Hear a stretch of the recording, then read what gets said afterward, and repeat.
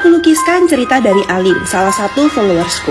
Cerita datang dari teman kuliah tantenya, kita sebut saja Tante Nining. Nah, jadi Tante Nining ini ceritanya sedang ada KKN di sebuah kampung yang masih tertinggal. Di situ ada seorang nenek yang tinggal sendirian di rumah yang sangat besar. Nah, karena itu pihak kampus meminta agar Tante Nining ini tinggal sementara bersama si nenek sembari menjalankan kegiatan KKN-nya. Di hari pertama menginap, Tante Nining yang sedang tertidur itu ngerasain kayak ada yang terbang-terbang gitu di atas atap rumah. Tapi ya dia nggak mikir macem-macem. Nah, pas besoknya dia kaget ngelihat rumah yang sebelumnya berantakan bisa serapi itu dan baju-baju udah dijemur di luar, sedangkan keadaan masih pagi banget. Kondisi si nenek pun sudah sangat tua kan, dia merasa nggak mungkin ini si nenek yang ngerjain itu semua. Nah, cerita berlanjut ke hari kedua. Di malam ini dia dengar suara orang lagi beresin rumah, tapi dia nggak berani ngecek.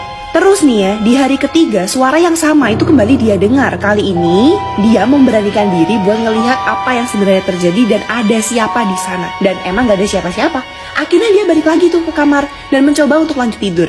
Posisi dia memejamkan mata tapi masih sadar. Nah, Tante Nining ini merasa ada sesuatu yang terbang di atasnya dan waktu dia buka mata, dia ngeliat dengan jelas si nenek itu lagi terbang tapi cuma kepalanya aja, jadi mirip kuyang gitu. Dan si nenek itu tertawa seram, membuat Tante Nining itu tidak bisa bergerak sama sekali. Teriak pun dia nggak sanggup. Nah, singkat cerita, dijemputlah Tante Nining ini sama keluarganya dengan kondisi masih tidak bisa bergerak. Dibawa ke RS, tidak ada hasil, akhirnya dibawalah dia ke orang pintar dan menjalani terapi selama berbulan-bulan. Ketika sudah lumayan bisa bergerak, Tante Nining memberitahu keluarganya tentang apa yang sebenarnya terjadi lewat tulisan, karena memang dia masih belum bisa mengeluarkan suara. Tapi naas, setelah menulis cerita itu, Tante Nining meninggal dunia. Dan ternyata setelah kejadian itu, si nenek sudah mengancam Tante Nining untuk tidak menyebarkan cerita itu ke siapapun atau dia akan kehilangan nyawanya. Begitu ceritanya guys. Semoga untuk Tante Nining ditempatkan di sisi Tuhan. Mari kita doakan supaya beliau bisa beristirahat dengan tenang dan